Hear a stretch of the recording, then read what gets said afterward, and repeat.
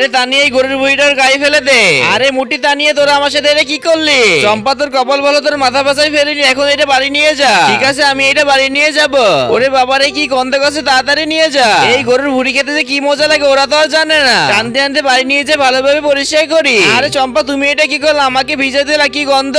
ভাইয়া আমার সাথে একটু হেল্প করো না, গরুর ভুড়িটা টেবিলের উপর নিয়ে যা। এই ধরো তা নিয়ে আমি আর কোনো কিছু করতে পারবো না। ভাই তোমার আর কিছু করা লাগবে না, এখন যা করা লাগবে আমি করতেছি, তুমি যাই ঘুমাও। এখন এই গরুর ভুড়িটা গরম পানিতে দিয়ে ভালোভাবে সিদ্ধ করে ভালোভাবে পরিষ্কার করে তারপরে কি হচ্ছে সেটা দেখার আগে আল্লাহর এই সুন্দর নামটির জন্য যারা ভিডিওটাকে লাইক করে চ্যানেলটাকে সাবস্ক্রাইব করে দিবে। হে আল্লাহ তুমি তাদেরকে হজ করার তৌফিক দান করে দিও। এই তো এই গরুর ভুড়ি সুন্দরভাবে পরিষ্কার করে কেটে ফেলেছি।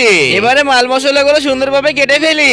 এই তো রান্না করার জন্য সবকিছু কমপ্লিট করা হয়ে গেছে। এবার বাইরে যে রান্নাতে বসে যায়, গরম তেলে মশলাগুলো দিয়ে হালকা করে কষিয়ে নিয়ে এরপরে ভুড়িগুলো দিয়ে দেয়। এই তো আমার ভুড়ি রান্না কমপ্লিট হয়ে গেছে। এবার একটু উঠিয়ে খেয়ে দেখি কেমন লাগে। অনেক বেশি মজা লাগতেছে। রানিয়া আমার জন্য একটু রাখিস।